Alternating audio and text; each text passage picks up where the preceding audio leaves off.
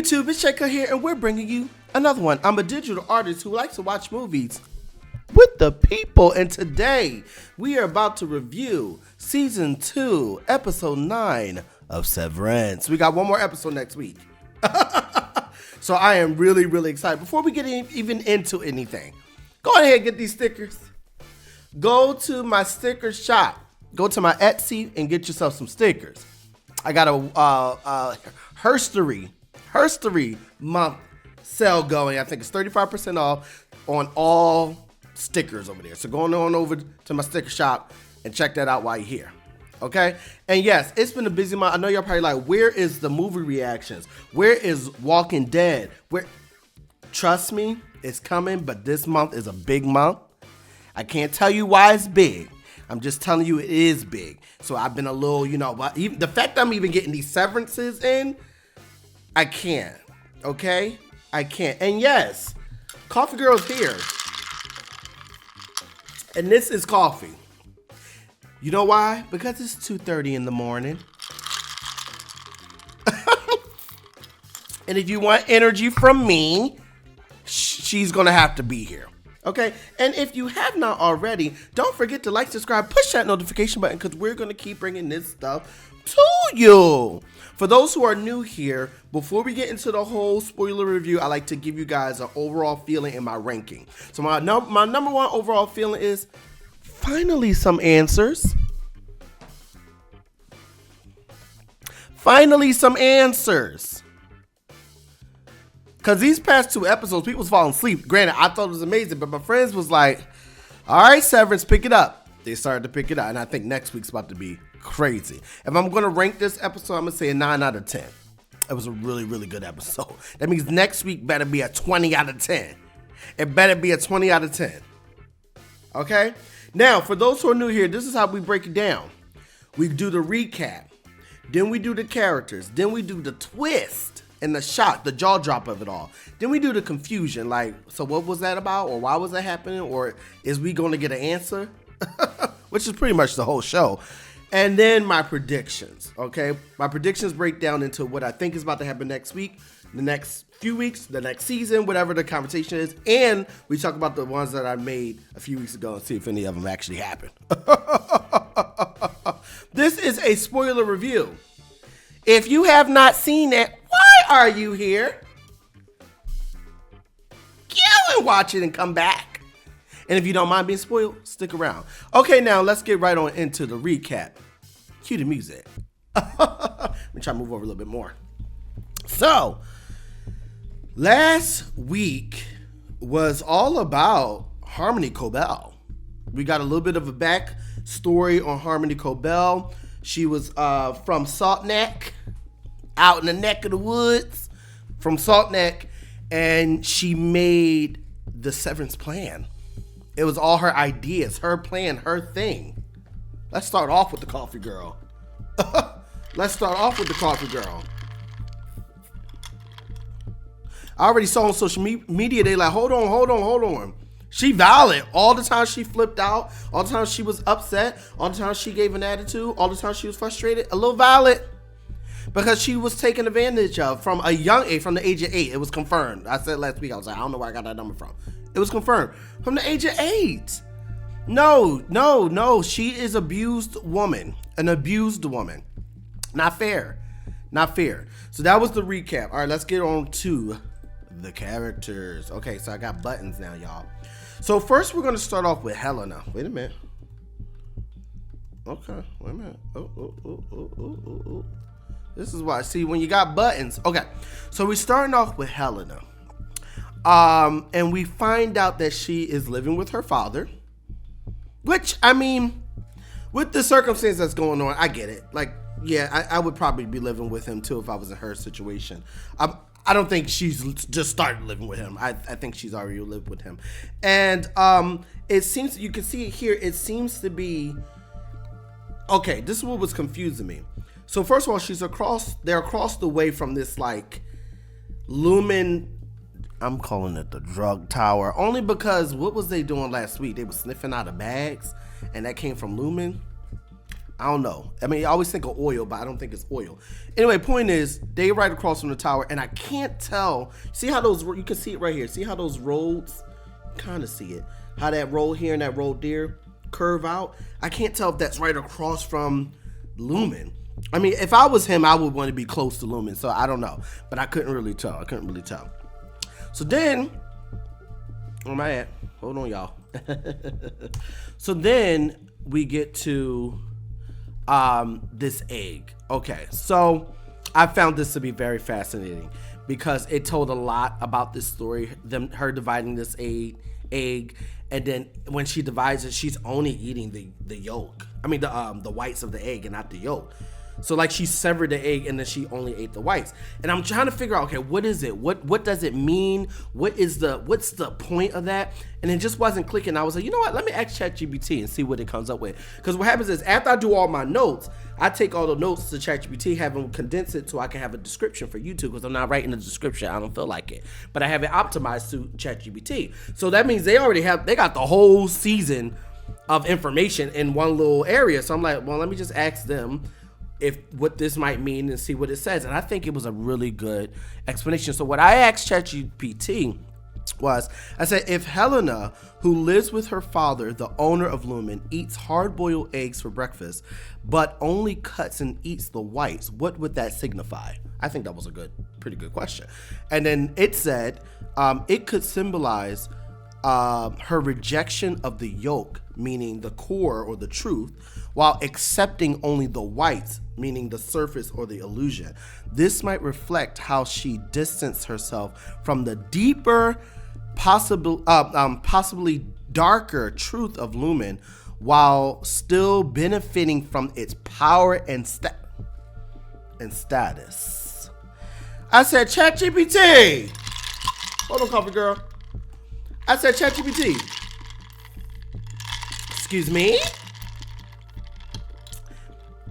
It said possibly darker truths of Lumen while still benefiting from its power and that part, because that is 1,000% Helena. Here's the thing. You know who isn't benefiting off of its deeper truths anymore? And we'll talk about it a little bit later. Miss Cobel. Because Miss Cobel, she knows she's eating the yolk. She knows the deeper truths. And so does her father, what's her name's father. But Helena, I don't think she knows how deep the rabbit hole goes here. I don't think Helena knows. Now, this right here is the plate that the egg was on. And I don't know what this is a reference to. It looks like a prince being held down into a chair. I don't know if that signifies her kind of being stuck in this position of, like, this is my father, but somewhere deep inside she knows Lumen is not a good place.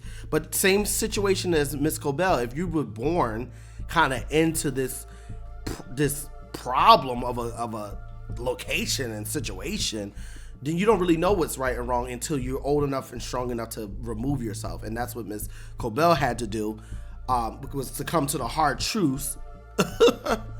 Okay, and get herself out of it. Anyway, I thought that was fascinating, and I love how ChatGPT put that all together. That was delicious. I'm not saying it's right. It's just an interpretation, but I thought it was pretty cool. Then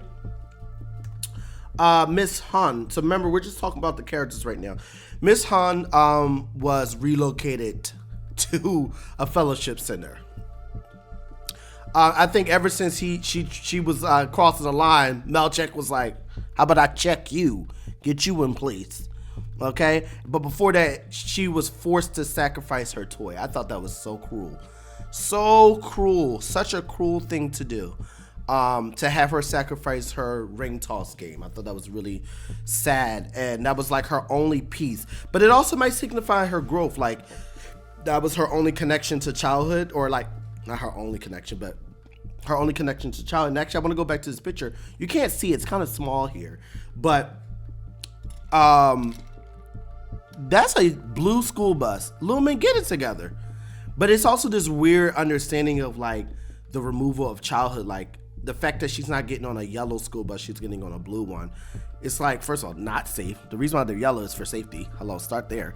But also, it's just this weird understanding of like her maturing into this adult version of what Lumen is all about, and not this child thing that she's been dealing with. And I think that's why they had her smash, or he had her smash this particular item as opposed to something else. I don't know. I found that to be insane and just really kind of cruel. I actually felt bad for her a little bit, not that much, but a little bit in this episode. Okay. So then, this is where it gets a little juicy. So Dylan and his wife, Dylan's wife tells him that she kissed his innie a few episodes back. And obviously he was not happy about that at all. And he was not happy at all about that, obviously, because it's like, kind of like you cheated on me with myself, which is like complicated. But that's the point. I don't think it's even just the fact of like cheating. I think it's more of it's complicated and you're making it complicated unnecessarily. And that's what I think he was more upset about. And he was like, I'll quit. He threatened to quit. He's like, we're not having this. And so then she goes to the innie and tells the innie, we can't see each other anymore. Like, this is not real. And we can't really continue with this. Which is very like, that wasn't really something he wanted to hear. And what makes it worse is he proposes to her with this little paper ring, which was very cute and very adorable. But she obviously declined because, one, we're already married. And two, I can't marry you. See how complicated that is? Too complicated. Coffee girl, let's go. Too complicated. So, obviously she declined. Very sad moment. On this moment, sometimes the acting is a little loose from these two, but the way her tears came down, it came from her soul. Like, I'm sorry, I can't marry you. I can't. It's very sad. But then after this, the way I scrimped after he scrimped Gretchen. When he scrimped Gretchen, I scrimped. He's like, Gretchen! When I say I was cracking, I was screaming. I'm like, why did he scream Gretchen like that? Like, why would y'all have him scream it like that? Unnecessary. So funny. Okay, that's all the character stuff. Let's move on over to the twist. Oh yes, we're gonna start with Cold Harbor. So we see that he is only 96% done. He's almost done. He has a little bit left to go. And we see a small glimpse of Gemma, who looks very depressed and very kidnapped and very alone, which is just so sad, especially after seeing how beautiful she is, how bright she is of a being, of a person, and how much she just wants to love her family and have children. And then they put her in this situation for 2 years. That's just, I don't know how she's going to get out of that situation. So that's really sad. And then you got Creepy Bob here, the creepy dude. So I kind of got in order. Creepy dude, Drummond, and then Melchett. So Creepy dude calls Drummond and is like, what's going on? Hello? It's the morning. I don't see no numbers changing. Where's Mark? So then Drummond calls Melchett. He's like, where's Mark? Hello, it's morning time. Where you at? And Mark's like, I don't know. I don't know what you want me to do. So since we're on the topic of Melchett, we'll come back. We'll kind of circle back on this. But since we're on Melchett, so Drummond is blaming him, the fact that Mark is not at work. Which is like, my boss has zero power over me being at work or not. They can want me there. They can want me to stay. They can want me to leave. But they have no power over me being there. And so it's like, what's the issue here? Hello? So he's like, okay, well, I'm sorry. And then he gets reprimanded for using complex words. and then he's asked to apologize for using complex words. How about you? Now listen, I'm not the best at my vocabulary, but for the sake of the movie, how about you fix yourself telling him what he needs to do? He tries to apologize. He tries to say sorry, but the dude wasn't to his satisfaction. And the black man came out. Oh yes, finally, the black man finally showed up. He finally showed up. Like, hold on, now, hold on. Because the thing is, not just black man, black people. We got a limit. There's a point where it's like, forget everything. Forget this job. Forget your family. Forget your kids. Forget everything. Okay. There's a point, and he crossed over just a little bit, because he's like, how about what you can do? And I'm not going to say the words he said, because one, the big word was too big for my vocabulary. Okay, number one, and number two, he said some really choice words to him and what he can do. But the bottom line was, I had no power over. It's not my fault that Mark didn't come to work today. And then he didn't just say it wasn't my fault. He said it's actually your fault. It's your responsibility. So it wasn't just not my responsibility. But it's actually yours. How about that? He ain't had nothing to say after that. He ain't had nothing to say after that. That man gets on my nerves. Melchek, we know he's crazy, but he's also complicated. So we accept his craziness. But this dude right here, let's go back. I want to see his face. This dude right here. This dude, something wrong with all of them, if we really want to get there. Okay, so moving on, let's get on over to Helly R. So Helly R is like, where's Mark? It's been 2 days. What's up? Where he at? I've been here for 2 days and he not here. And the last time I saw him, he had a nosebleed. What's up? But he like, none of your business. It ain't my business to tell you. It ain't your business to find out. But she like, forget that mess. So then she gave him a soft threat. A very soft threat. And it's so soft because she ain't got no power in that threat. But the soft threat was, do you know who I am? Like, I'm your boss. Period. How about that? And the other part that made me scream, besides him screaming at the top of his lungs for his wife to come back, is when she slammed that door. He couldn't even get it out. He was like, can you leave the door? Oh, leave it up. He couldn't even say leave it open. The way she slammed that door, and look at him at the bottom. I'm gonna call the girl. The way I scrimped, I was like, wow, they really slapping each other in the face at this point. Because at this point, come on now, there is a point where, and that's what I liked about last season's episode 2. I mean, the last 2 episodes, it had this energy of like, we don't care no more.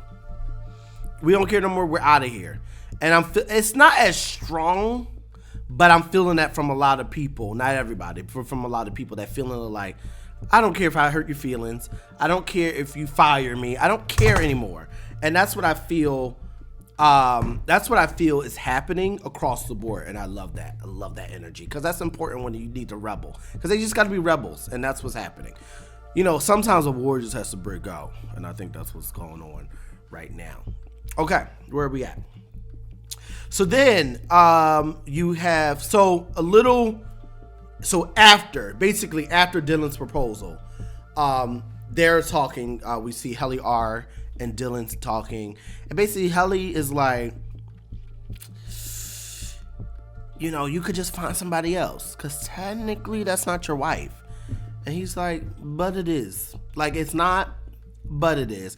And this is Helly kind of justifying her understanding of it in and out, because she really wants to detach herself from her Audi, because her Audi is really kind of horrible. Not kind of, very horrible. So she wants to detach herself, and if she can kind of attach herself to the understanding or the idea that they're separate, and if he can find love inside, then I can find love, you know, that type of thing. But Dylan's not really having it at all. It's not really having this conversation. Then he kind of even switches up on her, and it's kind of like, we're here because of you. I was like, dang, like, it's your fault. It's your fault. Like, if we really want to get there. And she's like, well, because he's like, we didn't even know it was you. And she like, well, Irving knew. And he like, well, Mark didn't. So what's that got to do with it? Irving be knowing stuff. He don't count. He didn't say all that, but that's what I was thinking. So I don't know. I feel so bad for Helly and Helena. Even I feel bad for Helena, because it's a tricky situation, that one. Tricky situation. So anyway, he wasn't having it. Blamed her. He left out. So now we're gonna talk Dylan and Mark and Miss Cobel. This was this was an adventure what they went on. So they were on their way to meet Miss Cobel. Remember, they did the phone call. She said, tell me everything. So they're on their way to meet Miss Cobel. So Miss Cobel says, like, we're allies. Like, calm down. And I hear her. But Mark has every right at this moment to feel how he feels. As much as you want him to just do it, he has 100% right to respond in the way he's responding, because what you did to him, what you're doing to him, what you did to his wife, what you're doing to his wife, and to all these people that's in Lumen and maybe in this town, because we don't really know what's going on, and then what they did to the people in the town of Salt Neck before they left. Like, come on now. So he has every right to feel the way he's feeling. 1,000%. And honestly, he's better than me. Because I don't know why they don't got weapons. Because I would have been went to Lumen guns blazing. Guns a-blazing. Ablaze. Do you understand? You will let me on this elevator. And you will let me down. I don't understand what's going on here. You know your wife in there. I don't care. If I got to go to jail, I got to go to jail. So that, I mean, I'm not trying to go there. But the thing is, sometimes you got to go there. Because I'm telling you, he is better than me. I would have wrung her neck. We would have drove all the way over to Lumen with my hand and fist around her neck with guns. And we would have been down there. Some way, they're going to have to shoot me. I'm sorry, I didn't mean to get that aggressive, but I'm trying to give y'all logic here. And the thing is, the logic ain't logicking. Point is, he has the right to feel what he's feeling. And I also understand that she is finally on the good side, but she got to be patient. And she was. I think she did exactly what she was supposed to do. She stayed patient. She didn't get all upset or annoyed by Mark's energy and just let him kind of go through the motions that he needed to go through to really overcome this feeling and what needs to happen next. So I totally get that. But Devon's like, can we go to the birthing cabin? It wasn't until this episode that I don't know why I didn't connect the dots, that the birthing cabin is connected to Lumen. It's their cabin. But then I'm kind of not understanding. I know we're not in the confusion area, but why did she go there to have her baby? Was it suggested by Miss Cobel? Because I remember Miss Cobel was nursing her. Was it her suggestion for her to go there? Or is it because they live in that town, that's where they have to go? I'm not understanding, because people have this theory about Devon that something's not right about Devon. I don't want to believe that, because I really like Devon and I really respect Devon's ability to take care of her brother as much as she can, and she's doing a really good job as a sister, and I just can't imagine her being in some loophole situation. Never know. But this episode did make me feel a little uncomfortable with certain things, and me thinking about why was she even at there to have that baby or whatever. I still don't understand. But anyway, and it's funny, this thing right here, it do not look like this in real life, because it's literally, I live in the same neighborhood as Severance, literally. So it don't look like that. It ain't lit up like that, and it ain't no underpass where people you can walk through it, but it's not. It's just an old building that isn't used. They just rented it out and I guess put lights in it. It made it seem like it's a cross path. It ain't like that. It ain't like that at all. Anyway, moving on. So, wait, where was I? Told Mark to call Melchek. Oh yeah, no, we're getting there now. Devon wants to go to the, yeah. Oh, yes. Okay, here we go. So Miss Cobel was like, did you complete Cold Harbor? Mind you, he don't know what Cold Harbor is. Devon don't know, he don't know. She's like, what? And she like, well, if you did complete it, she's already dead. So now I'm like, what does that mean? Like, what in the world? What is really going on? So obviously he didn't want to hear that mess, and he had every right to be upset again. But that's the moment I would have strung her up and went to the police with the guns. At this moment right here, sorry, I didn't even do the coffee girl, and then did all late. This is why. This moment right here would have made me so angry. So I understand his frustration. But basically she was like, you need to call Melchek. Call Melchek and tell him that you're not feeling too well, you're not going to be in. He didn't want to do it, but he finally did it. And he lies and says he had a clinic. And then he's like, all right, well, what's the address? Oh, you had a clinic? What's the address? And then Mark like, I'm not sick. And I'm like, oh my, he about to lay him out. But he was just like, nah, just trying to take a day off. Like, he gave it to him straight. Like, and then he's like, isn't that what Lumen's all about? Like, work-life balance. And you know what? I tell people all the time, just a little side note. I tell this college students and work people who have their regular 9-to-5 jobs. If you need to not go to work just because you're not feeling it, I'm not saying not feeling well, not feeling it, then don't go. Listen, and I'm not saying every single day, but to me that's a part of the wellness. If I'm not alive and have enough energy to participate in this activity, in this working situation, then don't go. You can call, and now sometimes you have to say I'm sick because they're not gonna, I'm not mentally well to come in. Like, they don't want to hear that, right? So I get that. So you might have to be like, I'm sick, I'm not feeling well. I get the little bit of a, but that's a part of it. If I'm stressing myself out and I'm not mentally there to go to work today, don't go. That's a part of your mental health. That's a part of your health. Like I said, I'm not saying every single day I ain't coming in because of my mental health. Like, come on now, you got to pay your bill to go to work. I get that. Same thing with school. When I was in college, obviously I graduated with a 3.2 or whatever in college. So, a little all right numbers. But, and when I got to my junior and senior year of college, it was just A's and B's. You know what I'm saying?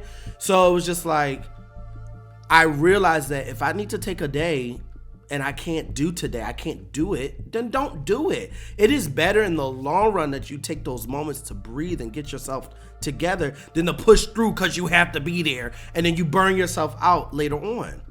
Sorry, I know I'm on a little bit of a tangent, but sometimes you have to call off of work for your mental health. And that's what this conversation was about. It wasn't about, because, he could have been like, I'm sick, but as you can see, that wasn't strong enough for him. Okay, well, where's the clinic? We'll pick you up afterwards. It's like, you know what? No, I'm not sick. I just can't do today. How about that? And I don't think it would have worked had Melchek not had that same similar conversation with Mr.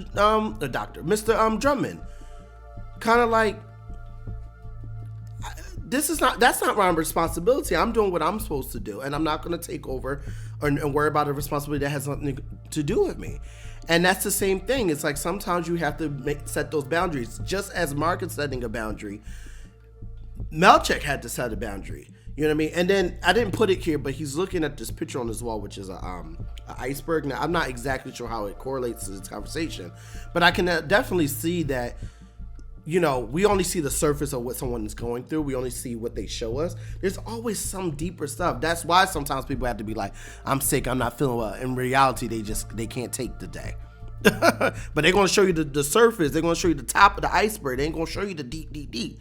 They're going to show you the egg whites. They ain't going to show you the yolk. See how that came around like that? Anyway, I'm sorry. That was a little tangent, but I really felt that moment. And I think Melchek felt it too. Like, dang, like, which is, I got some predictions on Melchek now because of this episode. I have a little bit of predictions. Okay, so this kind of punched him right in the gut, that conversation. That statement of, isn't that what Lumen's about?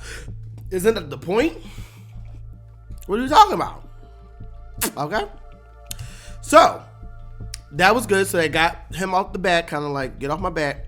So then they were able to sneak past the guard, pretending to be pregnant, which I, for some reason, didn't pick it up when I first watched it. But when I did my notes, you can see literally right here, Devon, where's that? Devon holding her belly, pretending to be pregnant. So they were able to easily sneak by. I mean, not easily, because that was another thing I was confused about. Like, does not everyone know that she was fired? Which would make sense. You wouldn't tell everybody that quickly that she's been fired. So she still has power by the fact of default of who she is. I don't know, because she was able to explain her way out of this situation. So I don't know. I don't know how she got past that, but anyway, it worked.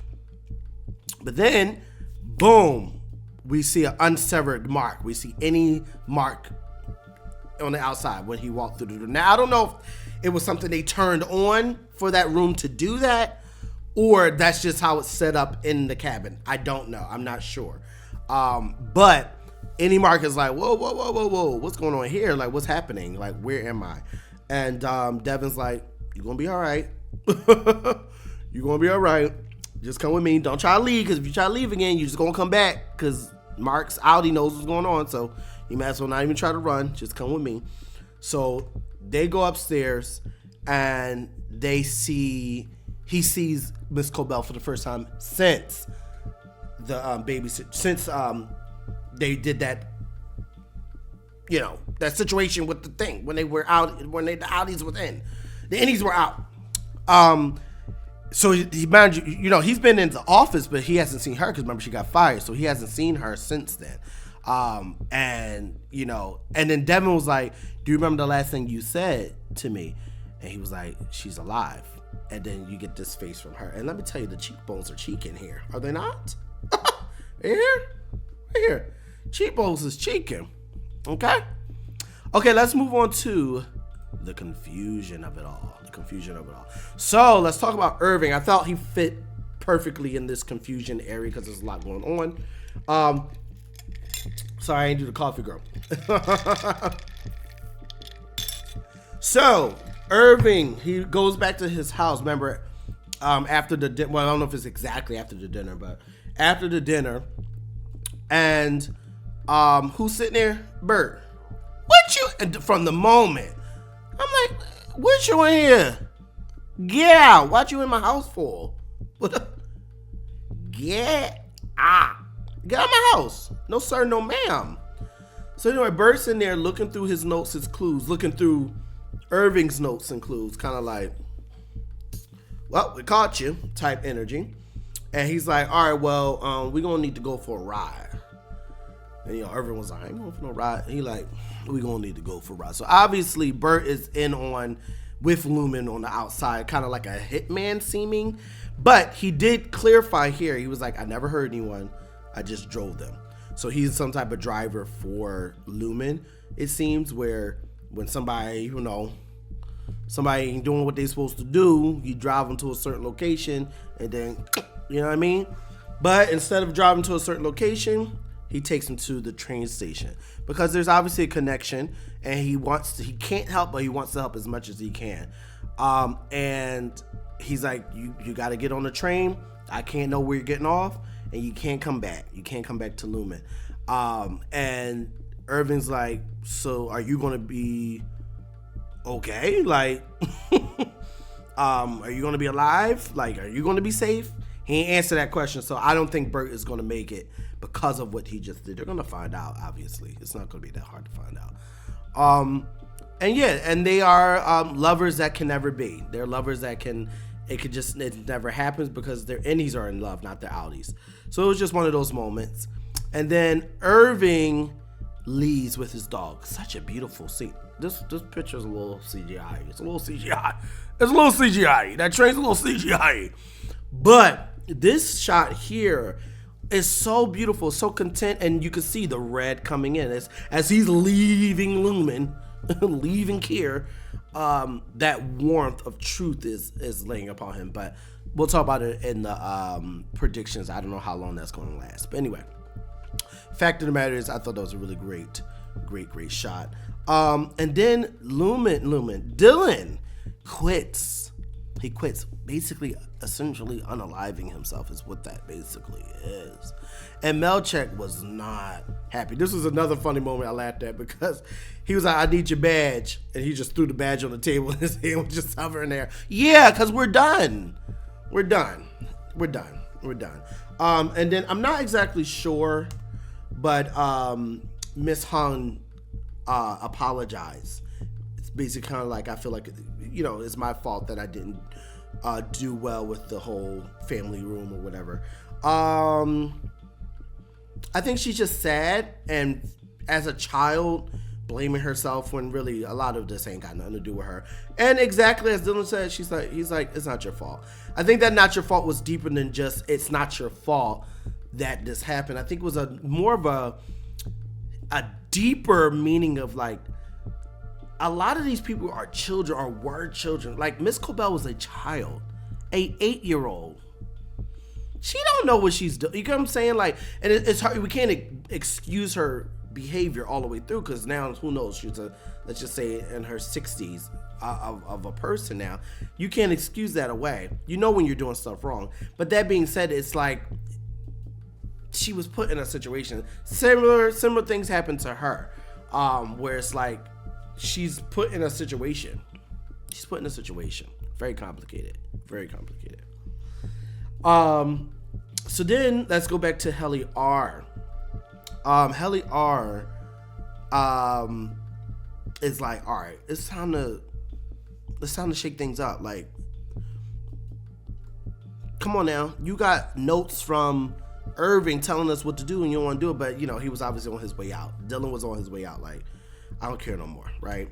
So she goes, which I kind of knew was gonna happen. Like, it's gonna have to just be her. So she goes to the break room. She gets the map, the Irving map, and she tries to memorize it. So she's staying after hours and she's trying to map it out. In my mind, I'm like, girl, just take the map and run. But I guess I'm not understanding why she didn't want to just hold the map in her hand and go. But I mean, it's probably better to memorize it because then you just know it. But anyway, she's trying to memorize it, and then who's behind her? Her father. At first, I thought it was Melchek because of the way they did the silhouette. I was like, oh, it's Melchek. I think they did on purpose, and then you're like, oh no, it's the dad. It's the leader of it all. He was like, you tricked me, my Helly. And she looking at him like, who is you? Who is you? Okay, let's get on into the predictions. So for those who are new to the predictions, I first tell you what I think is going to either happen next week or in the seasons to come. And then I go to the previous week and tell you what the predictions were, and let's see if any of them actually happen. So first, I think this is the conversation we've been waiting for. Cobel and Mark having an actual real conversation, real information. Because now he's about to come back with that info, which I didn't put. He's about to go back to Lumen with the info he needs. Let me put it here. He's going to go back to Lumen with the info. Right? Because he's just unsevered. They don't know he's unsevered. They don't know he's awake. His innie is awake at this the birthing center, right? Or wherever they're at. They don't know that. So now she can just tell him everything he needs to know, as long as she's being truthful. Everything he needs to know, he takes that information when he goes to work the next day, right? So that's crazy. I said they will make a plan to get her out. I think, yes. I think that's what's going to happen. They're going to make a plan in this cabin. What can we do? How do we get to her? And then, now I'm just putting it all together now. Because, I'm going to put it right here. Because Helly is about to memorize it. Oops. Yep. Helly, let me put it here, will help with the map. right? Because now he knows what to do and how to get her out, and then she knows how to get there. I'm just saying. I'm just putting the two together. Ooh, next week's gonna be really, really good. And then let's see, does coffee girl inside of the predictions? Yes, because I need some. I'm saying that like I can't drink the coffee without the coffee girl. I can't. And can't. I said Miss Cobel will fully integrate him. I don't know now. I don't know. I wrote that down, but I don't know because I don't think so. And maybe, but not here. Not in this cabin area. I think they're just going to have the conversation and make a plan. I don't think he's going to be fully unsevered until the last episode. Like at the end, that'll be the cliffhanger for season 3. That's my opinion. That he's gonna be fully integrated with all the information. That's what I think. Irving won't be back until next season. I think that's true. I think that we're not gonna. As much as I want him to get off the train and come back, I actually don't think we're going to see him until season 3. I don't know why. I think that actually was the last time we saw him. I don't think he's going to come back until he gets some information from another part of the world. Because remember, Lumen's everywhere. So I don't think we're going to see him until season 3. I don't know why I feel that. I don't think Dylan went up. I think he went down. I think when he got fired, I don't think they let him go. I think he went down. And a different down, not down where Miss Casey is, where Gemma is. I think he went to a different down. Because remember, I didn't put the picture up, but when he was sitting there waiting for the elevator, he was sitting right in front of that picture with the heads underground, and his head was exactly where that head was.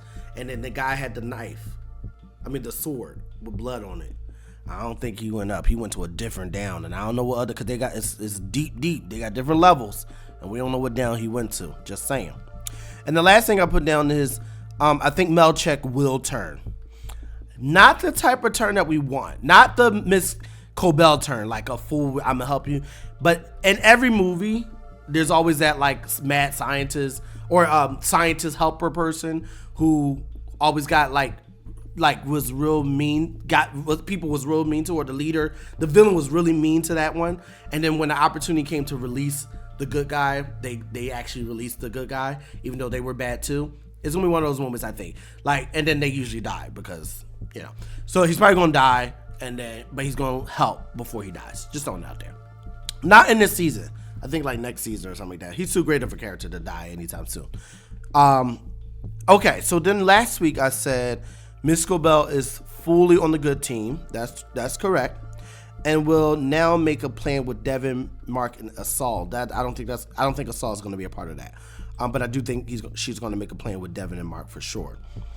They will connect with Irving. I don't think so, to take down Lumen. Oh, yes, I do think eventually they will connect with Irving to take down Lumen. I don't think it's going to happen in this season though. So we'll see.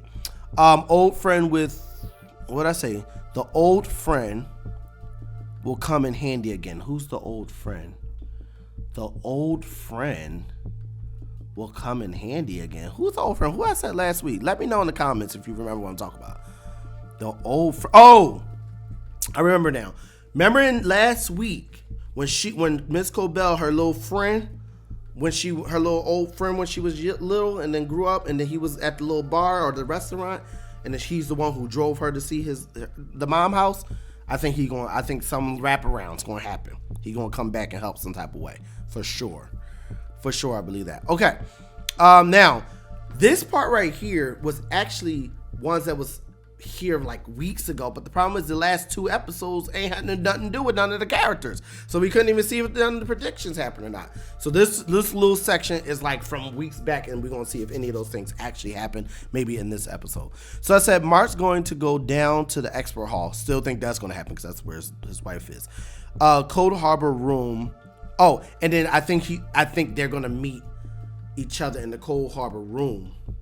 But I don't think it's going to be his wife. It's going to be an unsevered version of his wife, a different version of his wife in the Cold Harbor room. I don't know. I feel that.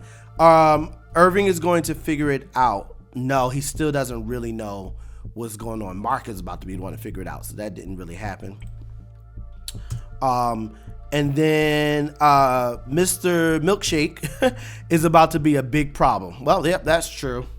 In more ways than one. And then Dylan will share with team after a final visit from his wife and kids. No, he already shared what I was talking about, which was the note. That was before that. He did get one final visit, but the kids were not involved. So that wasn't really true either. I said he will wake up as Aldi Mark at work. He will wake up as Aldi Mark at work. The opposite happened. He woke up as any Mark at home. So technically the opposite happened, not the one that I thought was going to happen. Mark will go and find all the Aldis. I don't know. I don't know anymore. But I mean, that's the only thing that makes sense.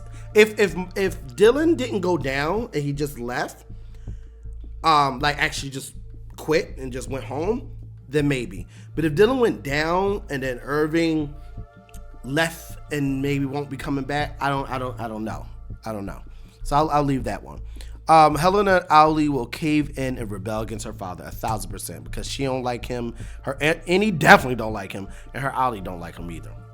And she don't know how deep the rabbit hole goes. And I think when she finds out how bad Lumen really is, I don't think she's gonna like that Helena at all. I said the team will go back to the Mammalians, merchable with questions. I still think that will happen. I just don't know if it's going to happen in this season. It's going to be next season. And then only because they only showed the goats one time in season 1, and I feel like they're only going to show the goats one time in season 2. I think season 3 is when we're going to get some understanding of what these goats is about. You know what I mean? Maybe a little bit in the last episode, but I'm not sure. And the last thing I wrote was Miss Cobel will come to help Mark, and that was 1,000% true. Oh, yes. Wow. Okay, let's go back to the full cam.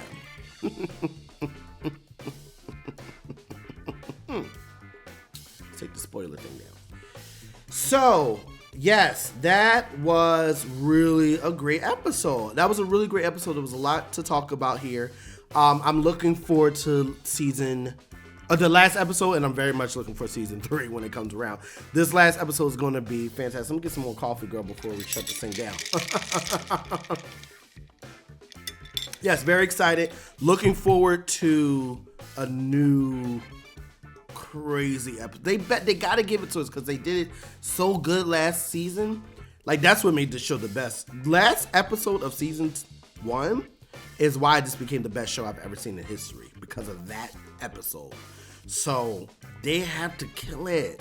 And it's so easy to please us at the show. You can do anything. So you just can't drop the ball. And I already see that they're about to give us everything. So I'm very much looking forward to it. Remember, check out my Etsy shop. I got some really good stickers over there, and I got a sale for 35% off. Also, stay tuned. I know y'all like, where is everything? Trust me, it's coming. It's just been, you don't understand what's been going on. So there's a lot of great things happening, and I can't wait to share all that stuff with you guys. So just be patient, but don't worry. April, things will kind of get back to normal with my YouTube videos and things like that. We'll have a better flow. Right now, it's just been kind of like Severance and some shorts, and I've been like, all right, I'll come back to it. But don't worry. I ain't forget about y'all at all whatsoever. I will be back. If you have not already, don't forget to like, subscribe, push a notification button, because we're going to keep bringing this stuff to you. That's it.